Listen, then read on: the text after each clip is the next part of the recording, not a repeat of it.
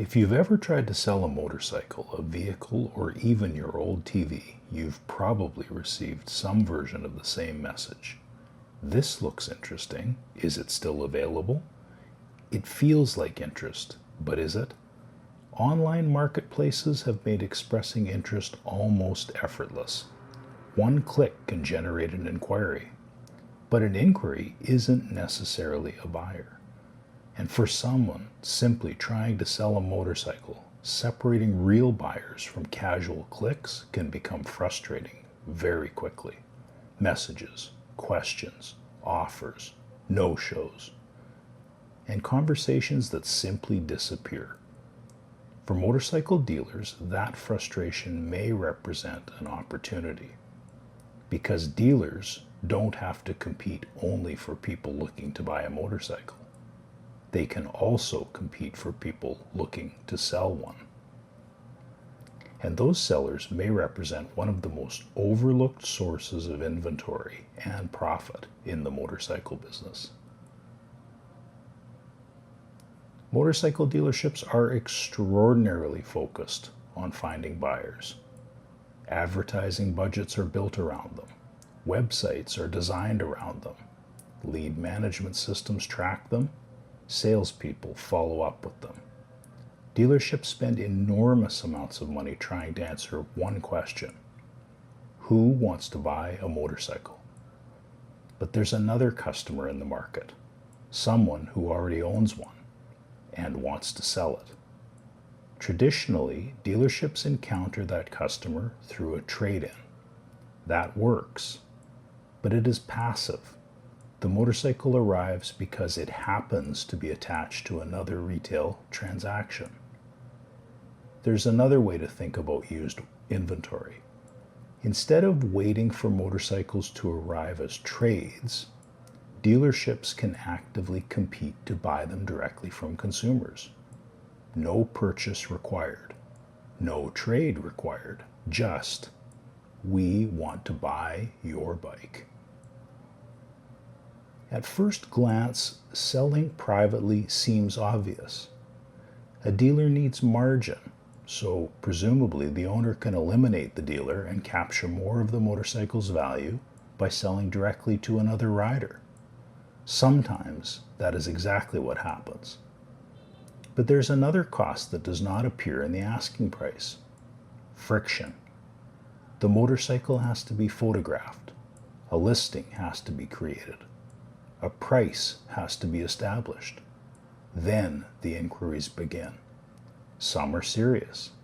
Some disappear after the first message. Some make offers without seeing the bike. Some arrange appointments and never arrive. There's also a privacy issue. Not every seller is comfortable inviting an unknown buyer to their home, particularly when that person now knows where a valuable motorcycle is stored. Then there are test rides, payments, and ownership documents to deal with.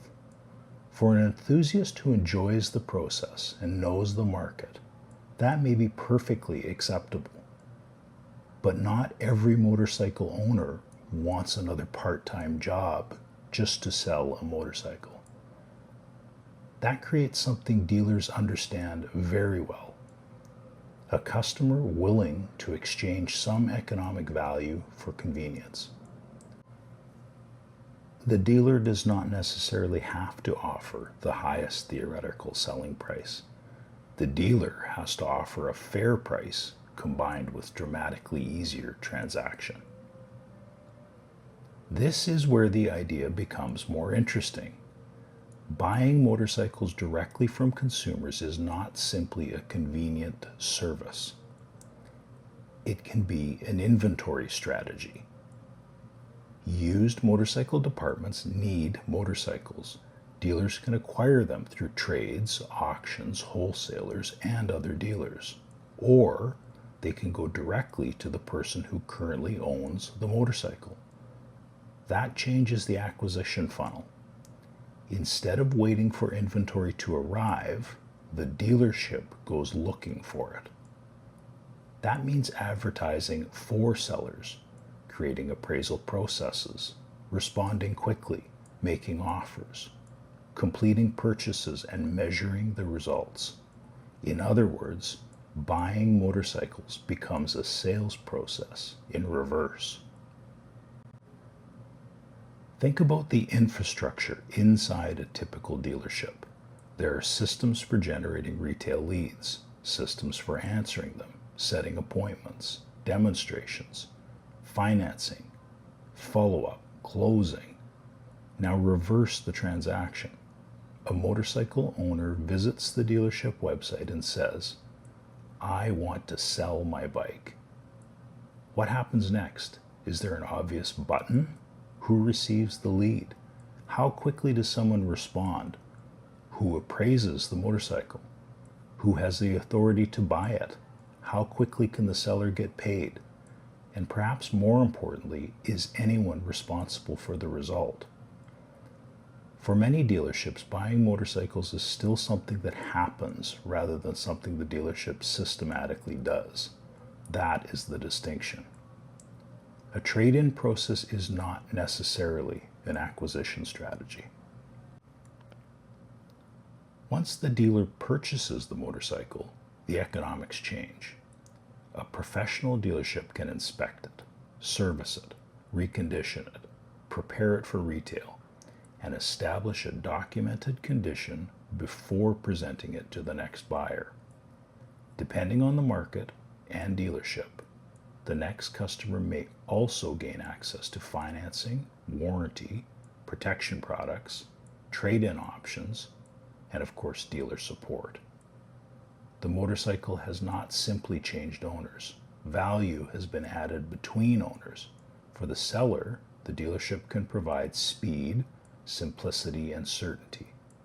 For the buyer, inspection, preparation, financing options, and accountability. That margin is not automatically evidence of an unnecessary middleman. When the process is executed properly, the dealer is being paid for creating value on both sides of the transaction.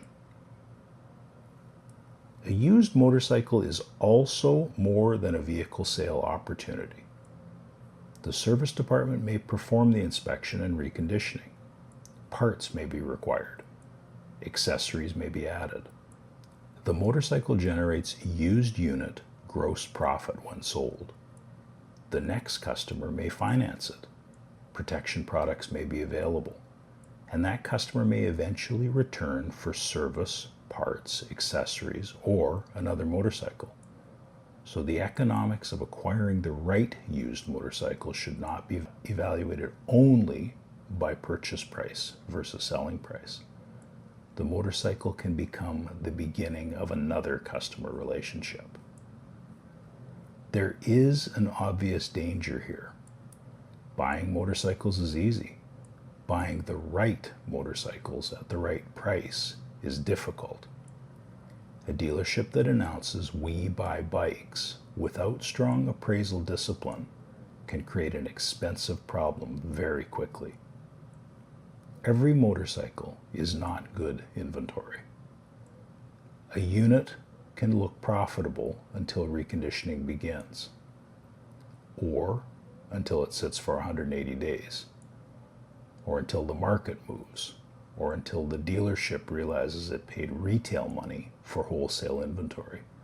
Dealers need to understand local demand, expected retail value, reconditioning cost, inventory age, desired margin, and expected turn. The objective is not buy more bikes. The objective is acquire motorcycles the dealership has a credible path to sell profitably. Dealerships are accustomed to thinking about someone asking about a motorcycle as a lead, but someone asking, "What would you give me for mine?" is also a lead, potentially a very valuable one. Even if that person never purchases another motorcycle from the dealership, the seller may be supplying one of the dealership's most important assets, retailable inventory. That requires a different mentality. The seller is not simply an inconvenience, and the motorcycle is not automatically just another trade. It's a potential acquisition opportunity. Imagine treating motorcycle acquisition with the same discipline as motorcycle sales. A visible sell your motorcycle message on the dealership website, simple valuation requests, fast response times, defined appraisal standards, clear purchasing authority, transparent offers, immediate next steps. Marketing specifically targeted at motorcycle owners rather than motorcycle shoppers, and measurement. How many acquisition leads came in? How many motorcycles were appraised? How many offers were made? How many were purchased? What did reconditioning cost? How quickly did those motorcycles sell? And what gross profit did they ultimately generate? Suddenly, we buy bikes stops being a sign outside the dealership. It becomes a business system. A healthy motorcycle market needs more than people willing to buy motorcycles. People also need convenience that they can eventually exit ownership. Circumstances change. People move. Finances change. Riding habits change. Sometimes someone simply stops riding. Making it easier to sell a motorcycle reduces friction in the ownership life cycle. Not every seller needs a dealer. Private sales will continue to make perfect sense for many transactions. But dealers do not need every private seller. They need the portion of sellers who value convenience, certainty, and speed enough to accept a fair wholesale to retail spread in exchange for them. Motorcycle dealerships have become increasingly sophisticated at finding people who want to buy motorcycles. Digital advertising, lead management, customer databases, CRMs, automated follow-up, all designed around the buyer. Maybe it's time to build equally sophisticated systems around the seller, because the person trying to sell a motorcycle may simply be holding that inventory that creates the industry's next transaction. The dealership capable of recognizing that opportunity is not merely waiting for used motorcycles to appear. It is actively building its own supply. Perhaps the question is not, where can dealers find more used motorcycles? Perhaps the better question is, why are so many dealers waiting for those motorcycles to come to them? If you work in powersports and want clearer insight into dealer economics, market structure, and network performance, subscribe to the Powersports Standard. Until next time, ride safe.